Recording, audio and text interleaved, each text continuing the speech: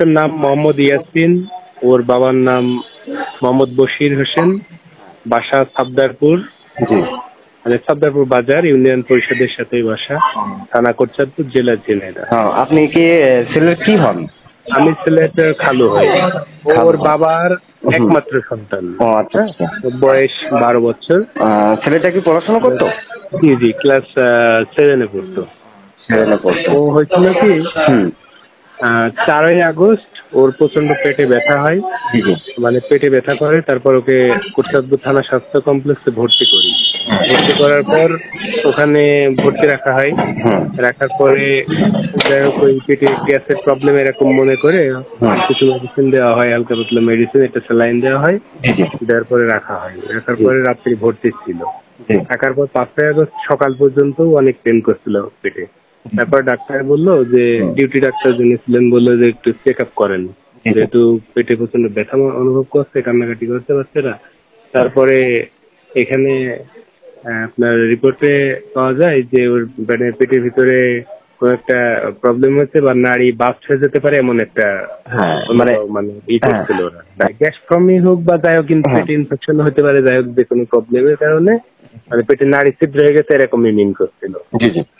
তো তারপর আমরা ওই সদর হাসপাতালে নিয়ে চলে যাই, মানে যশোর সদরে।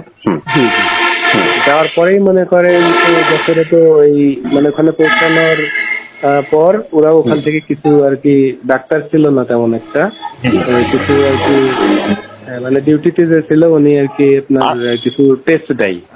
আনুমানিক কয়টার দিকে পৌঁছেছিলেন এখানে? যশোর সদরে ছিল সম্ভবত ওখানে 12টা-1টার দিকে হবে হয়তো, 12টা কি তারও আগে হয়তো। রাতে না, তখনও দিনের বেলায়।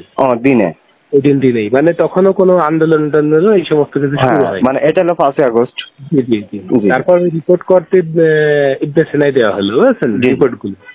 তারপর ইবনে সিনাই দেওয়ার পরে ওখান থেকে আর কি ওই চূড়ান্ত রিপোর্ট আসলো যে পেটের ভিতরে ইনফেকশন অনেক ছড়াই গেছে, মানে পেটে যে অ্যাপেন্ডিক্স লাম্প টাম্প হলে তো ছড়িয়ে পড়ে যায়, হয়তো বা এমন কিছু হতে পারে। আমি আবার মানে দুর্ভাগ্যক্রমে আমি ওই দিন যাইতে পারিনি সাথে। আমি যাই কম বেশি একটু বা চেনা জানা ছিল যশোর শহরটা। আমার সাথে যারা ছিল, মানে সাথে যারা ছিল, সরি আমার সাথে না, বাচ্চার সাথে যারা ছিল, ওর বাবা ছিল, মা ছিল, দাদি ছিল, নানি ছিল। তো ওর মহিলা মানুষ তো, আর ওর বাবা অতটা আর কি সে এমনিতে একটু আলাদা টাইপের লোক ছিল, খুব একটা বুঝতে পারি, সরল সোজা টাইপের। সরল সোজা টাইপের। তারপরে আর কি যাই হোক বিভিন্ন জায়গায় ওখানে একটা ছেলে আমাদের পরিচিত ছিল, সে পড়াশোনা করে যশোরে। তো তারে ডেকে নিচ্ছিল, নেওয়ার পরে আর কি ওখানে মনে করেন রিপোর্টটা যাই করা হলো। করার পর থেকে ডাক্তারে মানে ওই সময় বলছিল যে ইমার্জেন্সি অপারেশন করতে পারলে ভালো হয়, এরকম একটা।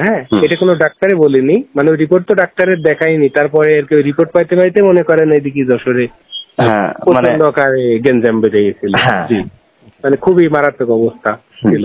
এদিকে আমার সাথে ফোনে কন্ট্যাক্ট করছিল তাদের, বলছে খুব খারাপ অবস্থা, এখন অপারেশন করাতে পারলে হয়তো বাচ্চাটা বাঁচবে। আবার এদিকে শহরের অবস্থাও খারাপ।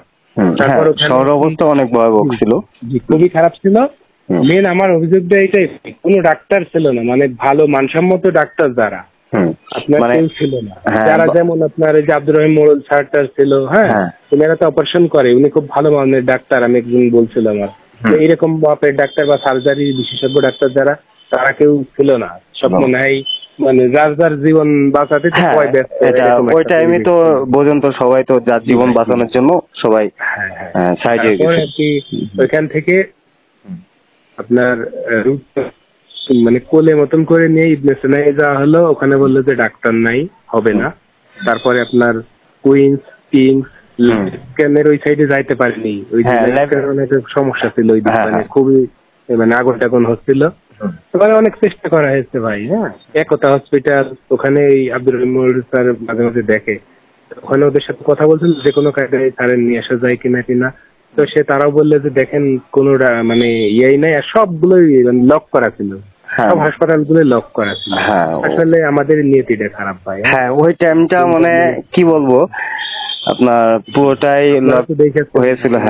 আমরা তো শহরে ছিলাম। আজকে এটাই মানে খুবই অল্প বয়সী ছেলেটা চলে গেল। বাপ মার একটাই সন্তান, আর ওর মার আরেকটা বাচ্চা আছে অবশ্য, মানে অন্য আরেকটা পক্ষের। তো সেটা বড়, আর এটাই ছোট ছিল। ওর বাবার আর কি ওই একটাই সন্তান ছিল। এখনো ধরেন সে বৃদ্ধ বয়সেই গেছে, অনেকটা আর কি বৃদ্ধ হয়ে গেছে। ওর বাপের বয়স প্রায় 50-এর কাছাকাছি, 48-46 হবে।